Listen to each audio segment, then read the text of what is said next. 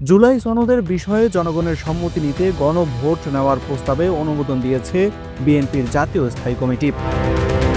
আগামী ফেব্রুয়ারিতে জাতীয় সংসদ নির্বাচনের দিন একই সঙ্গে গণভোট অনুষ্ঠানের বিষয়েও সম্মতি দেয় দলটির সর্বোচ্চ এই নীতি নির্ধারণী ফোরাম। স্থায়ী কমিটি মনে করে গণভোটের ফলাফলের ভিত্তিতে নির্বাচিত সংসদ এই ব্যাপারে সিদ্ধান্ত নেবে এবং তা বাস্তবায়ন করবে।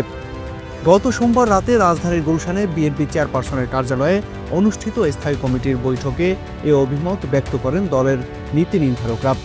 লন্ডন থেকে ভার্চুয়ালি সংযুক্ত হয়ে বৈঠকে সভাপতিত্ব করেন তারেক রহমান। বৈঠক সূত্রে জানা গেছে, স্থায়ী কমিটির সদস্য সালাউদ্দিন আহমেদ জাতীয় ঐক্যমত্য কমিশনের সর্বশেষ বৈঠকের আলোচনার সারাংশ স্থায়ী কমিটিকে অবহিত করেন।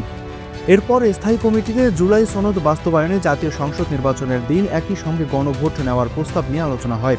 বিএনপির নীতি নির্ধারকরা বলেন, দলের স্থায়ী কমিটি মনে করে জুলাই সনদ বাস্তবায়নে গণভোটের যে আলোচনা বা প্রস্তাব এসেছে সেটি যৌক্তিক।